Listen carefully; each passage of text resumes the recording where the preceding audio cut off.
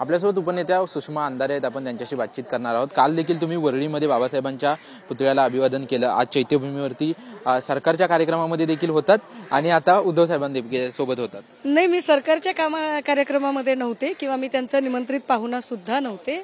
मी सन्मान्य पक्षप्रमुख इथे उपस्थित राहणार होते म्हणून मी आधी सुरुवातीला आलेली होते, पण नेमकं त्याच वेळेला कदाचित सरकार पक्षाच्या प्रतिनिधींनी बघितल्यामुळे बोलावलं। मी त्यांचे आभारी आहे की त्यांनी अत्यंत सन्मानाने पाचारण केलं, परंतु मला असं वाटतंय की या मंचावर कुणीही कुठलाही राजकीय पक्ष म्हणून अभिनिवेश त्यांचा नव्हता किंवा त्या आविर्भावात इथे कुणीही वावरत नाही।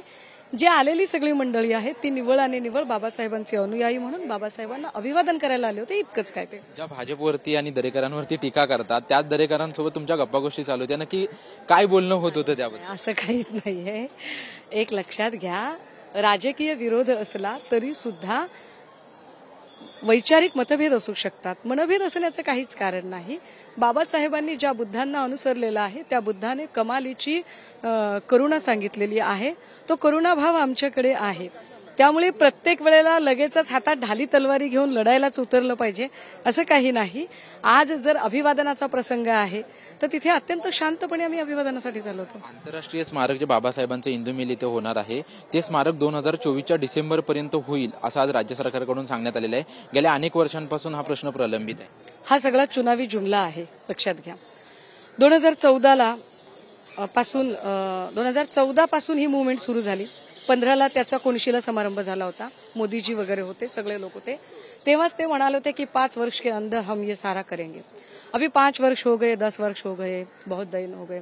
आता परत निवडणुका जवळ येत आहेत, परत त्यांचं नाटक सुरू झालेलं आहे। जी माहिती मी घेते, सुकटनकर आणि खूप सारे लोक आहेत जे पुतळा उभारणी वगैरे करणारे, पुतळाच मुळात निर्माण करण्यासाठी 2.5 वर्ष किमान अजून लागतील। पुतळाच निर्माण करण्यासाठी ही टेक्निकल गोष्ट आहे आणि तो बसवायला अजून वेगळा। निश्चितपणे 5 ते 6 वर्ष ते काम पूर्ण होत नाही, पण दरवेळेला आंबेडकरी जनतेला अशा भूलथापा द्यायच्या, भुलवायचं, ही त्यांची नेहमीची काही चाललेली नाटकं आहेत।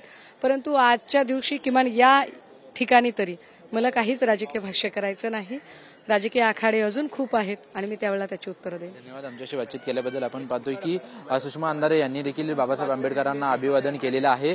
जे राज्य सरकारकडून बाबासाहेबांचं आंतरराष्ट्रीय स्मारक केलं जातं ते केवळ जुमला आहे, ती केवळ घोषणा आहे। गेल्या 5 ते 6 वर्षांपासून याचं काम अजून देखील झालेलं नाही। माझ्या माहितीप्रमाणे जवळपास 2.5 ते 3 वर्ष अजून पुतळा बनवण्यासाठी लागू शकतात।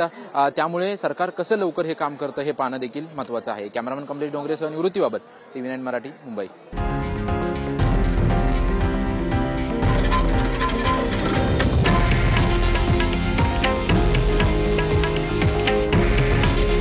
हे आहे देशातील नंबर 1 न्यूज नेटवर्क आणि आपण पाहत आहात TV9 मराठी। काळजी तुमची, हित महाराष्ट्राचं।